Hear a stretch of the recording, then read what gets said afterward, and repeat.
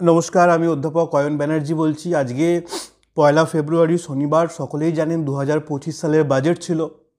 তো মূলত আজকে বাজেটে কি কি আলোচনা হয়েছে সেটাই আমি এক নজরে অত্যন্ত সংক্ষেপে দেখে নেব। ইনকাম ট্যাক্স স্ল্যাবে কি পরিবর্তন হয়েছে, এলটিসিজি কি হয়েছে, এসসিজি কি হয়েছে, টিডিএস কি হয়েছে, টিসিএস কি হয়েছে, পুরোটাই আমি আলোচনা করব। তার সঙ্গে বিভিন্ন কোন কোন সেক্টরের ক্ষেত্রে কি কি গুরুত্ব দেওয়া রয়েছে বাজেটে সেটাও দেখে নেব। এক নজরে বাজেট নিয়ে অত্যন্ত সংক্ষেপে আলোচনা করার চেষ্টা করব।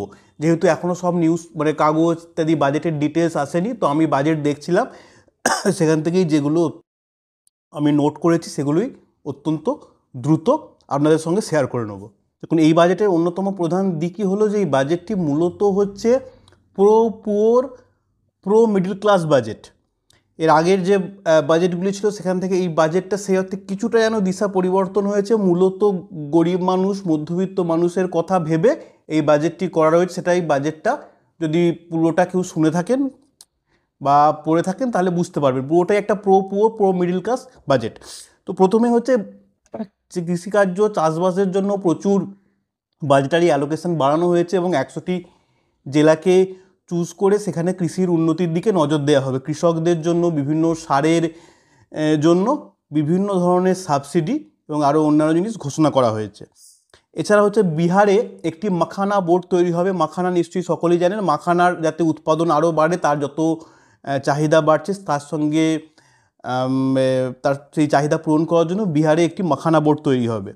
মাছের ক্ষেত্রে যেগুলো উপকূলবর্তী রাজ্য রয়েছে এবং যে আমাদের ভারতবর্ষে যেগুলি দ্বীপ রয়েছে, আন্দামান লাক্ষাদ্বীপের মতো, সেখানে মাছ চাষের যাতে বৃদ্ধি হয় সেই জন্য বেশ কিছু প্রকল্প ঘোষণা করা হয়েছে। কিষাণ ক্রেডিট কার্ড, যারা আমাকে ফলো করেন তারা জানবেন যে আমি আগে একটি ভিডিও দিয়েছিলাম, তাতেও বলেছিলাম যে কিষাণ ক্রেডিট কার্ডে যেখানে 3 লাখ টাকা অবধি লোন দেওয়া হতো বার্ষিক, সেটা বাড়িয়ে 5 লাখ টাকা করা হতে পারে। ঠিক এই বাজেটে সেটাই করা হয়েছে যে 3 লাখ টাকা অবধি যে লোন দেওয়া হতো কিষাণ ক্রেডিট কার্ডে সেটাকে বাড়িয়ে 5 লাখ টাকা করা হয়েছে। ইউরিয়া প্রোডাকশানে ইন্ডিয়া যাতে আত্মনির্ভর হয় সেই জন্য চেষ্টা করা হচ্ছে এবং আত্মনির্ভর ভারতবর্ষ গড়ে তোলা ইউরিয়া প্রোডাকশানের ক্ষেত্রে সেজন্য বেশ কিছু প্রকল্প ঘোষণা করা হয়েছে। এমএসএমই সেক্টরকে বিশেষ করে খুব গুরুত্ব দেওয়া হয়েছে এবং এমএসএমই সেক্টরে যত বাড়বে তত আরও বেশি মানুষের কর্মসংস্থান হবে, ভারতের অর্থনীতিও শক্তিশালী হবে। তো এমএসএমই সেক্টরকে এই বাজেটে খুব গুরুত্ব দেওয়া হয়েছে। স্টার্ট আপ, বিভিন্ন যে স্টার্ট আপ ইন্ডিয়াতে গড়ে উঠছে আমরা জানি এবং অনেক স্টার্ট আপ ইউনিকর্ন অবধি পরিণত হচ্ছে।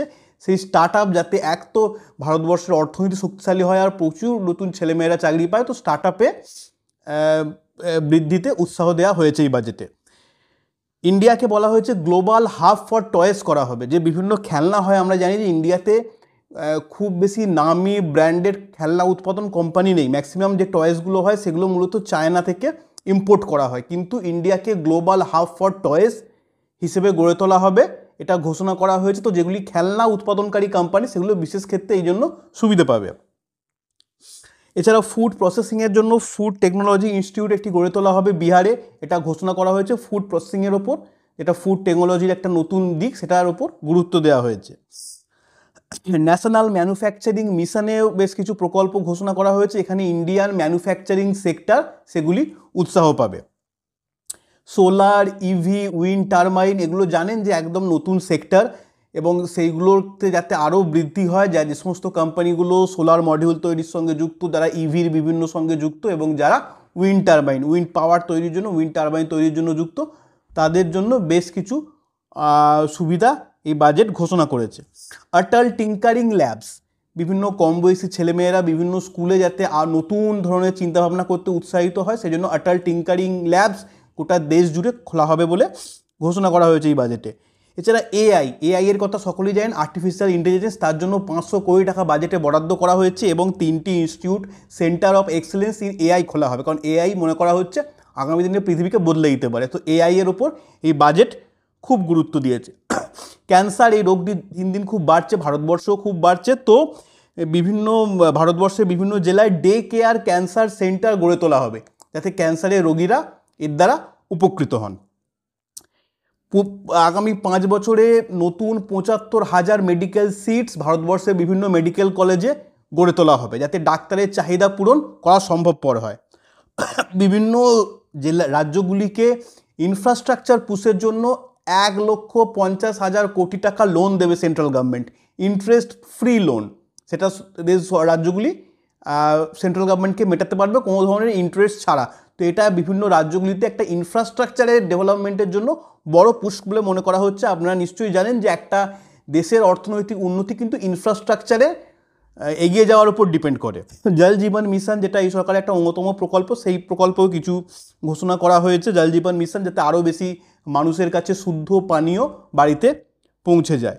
নিউক্লিয়ার এনার্জি মিশন, বিভিন্ন ধরনের এনার্জির ক্ষেত্রে যে রিফর্মসগুলো হচ্ছে তার মধ্যে নিউক্লিয়ার এনার্জি, এতে যাতে নিউক্লিয়ার এনার্জির সঙ্গে জড়িত কোম্পানিগুলি যাতে সুবিধে পায় এবং ভারতবর্ষ যাতে নিউক্লিয়ার এনার্জি আরও বেশি উৎপাদন করতে পারে, সেই জন্য এই বাজেটে জোর দেওয়া হয়েছে। শিপ বিল্ডিং, জাহাজ নির্মাণ, ব্যবসা বাণিজ্যের ক্ষেত্রে এবং আরও অন্যান্য ক্ষেত্রে লজিস্টিক্স ইত্যাদির ক্ষেত্রে জাহাজ নির্মাণও কিন্তু বর্তমান পৃথিবীতে একটা গুরুত্বপূর্ণ জিনিস হচ্ছে। তো জাহাজ নির্মাণ, শিপ বিল্ডিংয়ের ক্ষেত্রেও উৎসাহ দেওয়া হয়েছে এই বাজেটে।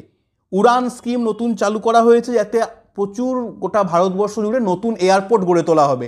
এয়ারপোর্টস অলরেডি ভারতবর্ষে বিগত 10 বছরে এই সেন্ট্রাল গভর্নমেন্ট অনেক কটি খুলেছে এবং এখন মধ্যবিত্তরাও প্রচুর পরিমাণে ফ্লাইটে চাপছে। তো তাদের জন্য স্পেশাল উড়ান স্কিম চালু করা হয়েছে যাতে আরও নতুন এয়ারপোর্ট গড়ে তোলা হবে এবং মধ্যবিত্তরাও যাতে আরও বেশি করে ফ্লাইটে চাপার সুযোগ পায় সেগুলি দেখা হবে। মাইনিং সেক্টর রিফর্মস, মাইনিংয়ের মাধ্যমে যে বিভিন্ন মেটালস পাওয়া এবং সেগুলিকে কাজে লাগানো, তো মাইনিং সেক্টরে কিছু রিফর্মসের দিকে এই বাজেট কিন্তু জোর দিয়েছে। ট্যুরিজম সেক্টর, এটা আপনারা জানেন যে বিগত কয়েক বছর ধরেই প্রচুর বাড়ছে, বিশেষ করে পোস্ট কোভিড সিচুয়েশানে ট্যুরিজম সেক্টরের ওপর প্রচুর পুশ দেওয়া হচ্ছে। তো ট্যুরিজম সেক্টর যাতে আরও বৃদ্ধি পায়, বিশেষ করে বিভিন্ন যেগুলো ধর্মীয় স্থল রয়েছে, মেডিকেল ট্যুরিজমের ওপরও গুরুত্ব দেওয়া হয়েছে এবং তার সঙ্গে রিলিজিয়াস ট্যুরিজমের ওপরও গুরুত্ব দেওয়া হয়েছে এই বাজেটে। এবার আসি ইনকাম ট্যাক্সের বিভিন্ন জিনিস, যেটা নিয়ে সকলেই খুব উৎসাহের সঙ্গে অপেক্ষা করেন। ইনকাম ট্যাক্সের বিভিন্ন জিনিসে যাওয়ার আগে বলি, যারা এখনও আমার এই চ্যানেলটি সাবস্ক্রাইব করেননি তারা অবশ্যই সাবস্ক্রাইব করে নেবেন এই ধরনের অর্থনীতি সংক্রান্ত বিভিন্ন আপডেটেড নিউজ জানার জন্য। এবং আমার একটি নিজস্ব মেম্বারশিপ যেটা প্রোগ্রাম রয়েছে মাত্র 199 টাকা দিয়ে মাসে, তাতে বিভিন্ন ধরনের আমি প্রতি মাসে কি শেয়ার কিনছি না কিনছি সেগুলো আপনারা জানতে পারবেন এবং আরও অনেক কিছু সুবিধা পাবেন। এই মেম্বারশিপের সুবিধাগুলো আপনারা দেখতে পাচ্ছেন আপনাদের সামনে। তো যারা এখনও চ্যানেলটি সাবস্ক্রাইব করেননি বা মেম্বারশিপ প্রোগ্রামে জয়েন করেননি ইউটিউবের, তারা অবশ্যই জয়েন করতে পারেন। তো যেটা আসছিলাম যে ইনকাম ট্যাক্সের ক্ষেত্রে টিসিএস একেবারে অমিট করে দেওয়া হয়েছে, টিসিএস তুলে দেওয়া হয়েছে। টিডিএস অনেক সিম্পলিফাই করা হয়েছে, টিডিএসের পরিমাণ অনেক কমে যাবে এখন থেকে, এটাই মনে করা হচ্ছে। একটি ট্যাক্স বিল আসবে আগামী সপ্তাহে এবং তার আগে যেটা 12 লাখ টাকা অবধি ইনকাম ট্যাক্স সম্পূর্ণরূপে আয়কর মুক্ত করা হয়েছে এবং সেটাকে স্ট্যান্ডার্ড ডিডাকশন ধরলে 12,75,000 টাকা অবধি যাদের বার্ষিক আয়, বিশেষ করে স্যালারিড পার্সনদের, তাদের কোনো ধরনের ইনকাম ট্যাক্স দিতে হবে না। যে ইনকাম ট্যাক্সের লায়াবিলিটি মূলত যারা মিডিল ক্লাস স্যালারিড পার্সন তারা বেশি ভোগ করছিলেন, তারা এই অনেকটা উপকৃত হবেন এই ইনকাম ট্যাক্স লায়াবিলিটি মুক্তর জন্য। এবং যে নতুন ট্যাক্স স্ল্যাবগুলো এসছে সেই ট্যাক্স স্ল্যাবটা আপনি দেখতে পাচ্ছেন আপনাদের স্ক্রিনে, সেই ট্যাক্স স্ল্যাবটাও একটু বলে দিই। নতুন ট্যাক্স স্ল্যাব অনুযায়ী 0 থেকে 4 লাখ অবধি কোনো ইনকাম ট্যাক্স দিতে হবে না, 4 থেকে 8 লাখ অবধি 5%, 8 থেকে 10 লাখ অবধি 10%, 12 থেকে 16 লাখ অবধি 15%, 16 থেকে 20 লাখ অবধি 20% এবং 20 থেকে 24 লাখ অবধি 25% এবং 24 লাখের ওপর যাদের মাসে ইনকাম 2 লাখের ওপর তাদেরকে 30% দিতে হবে। যারা আমার চ্যানেলটি ফলো করেন কী রকমের ট্যাক্স স্ল্যাবে চেঞ্জ হতে পারে সেটা নিয়ে আমি একটা ভিডিও করেছিলাম গতকাল, সেটাও দেখে নিতে পারেন, তার সঙ্গে অনেকটাই মিল পাবেন। মূল ব্যাপার হচ্ছে যে যেটার জন্য আমরা সকলেই অপেক্ষা করছিলাম যে 12,75,000 টাকা অবধি কোনো রকমের ইনকাম ট্যাক্স দিতে হবে না। কিন্তু যদি আপনার অন্য কিছু ধরনের ইনকাম থাকে সেখান থেকেও দিতে হবে। ধরুন LTCG, long term capital gain tax, সেটা ছিল 10% থেকে 12.5%, সেটা কিন্তু দিতে হবে। Short term capital gain tax সেটা 20% ছিল, সেটা তার মতোই দিতে হবে। অর্থাৎ short term capital gain tax এবং long term capital gain tax কিন্তু চেঞ্জ করা হয়নি। এসটিসিজি 20% ছিল, 20% থাকছে। এলটিসিজি 12.5% ছিল, সেটাই থাকছে। কিন্তু তো আশা করছি ভারতবর্ষের যে অর্থনীতিতে ইকোনমিক স্লোডাউন দেখা যাচ্ছিল সেটা এই ইনকাম ট্যাক্স রিবেটের ফলে মধ্যবিত্তদের সেভিংস পাওয়ার তাদের ইনভেস্টমেন্ট পাওয়ার এবং তাদের স্পেন্ডিং পাওয়ার আরও বৃদ্ধি পাবে এবং সেটা আলটিমেটলি দেশের অর্থনীতিকেই পুশ করবে। সকলে খুব ভালো থাকবেন, সুখে থাকবেন। কীরকম ভিডিওটা লাগলো ফিডব্যাক দিয়ে জানাবেন। নমস্কার।